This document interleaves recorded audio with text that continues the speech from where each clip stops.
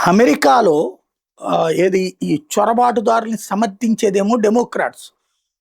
ఈ డంకీ రూట్లలో వెళ్ళారా? లేకపోతే మెక్సికో నుంచి వచ్చారా? బ్రెజిల్ నుంచి వచ్చారా? వాడు ఉగ్రవాదైనా, తీవ్రవాదైనా మీ దేశానికొచ్చి ఆశ్రయం పొందుతున్నామంటే అంగీకరించడం. అట్లాగే గర్భంతో అక్కడికొచ్చేసి వచ్చినటువంటి వాళ్ళందరికీ కూడా అక్కడ పిల్లలు పుట్టారంటే పౌరసత్వాలు ఇవ్వడం, లేదా వీసా పాస్‌పోర్ట్‌లు పోయినాయంటే మళ్ళీ వాళ్ళని కంటిన్యూ చేసుకురావడం. ఇట్లాంటియన్నీ జరుగుతా వచ్చినాయి ఇన్నేళ్ళు. ఇప్పుడు ట్రంప్ వచ్చాక అవన్నిటిని రివర్స్ చేసుకొస్తున్నాడు.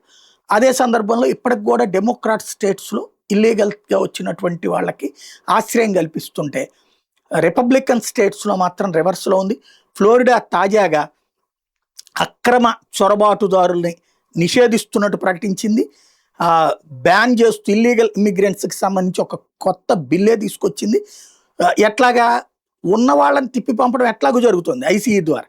కానీ ఆల్రెడీ అక్రమంగా వచ్చినటువంటి వాళ్ళు అక్కడ ఎట్లా దర్జాగా బతకగలుగుతున్నారు అంటే, బ్యాంక్ అకౌంట్లు ఉన్నాయి వాళ్ళకి, లోన్స్ కూడా తీసుకోగలుగుతున్నారు. అట్లాగే వాళ్ళు ఇళ్ళు అయ్యి కొనుక్కుంటున్నారు అట్లా వచ్చినటువంటి డబ్బులతో. ఆ విధంగా అక్కడ వాళ్ళు సక్సెస్ అవుతున్నారు.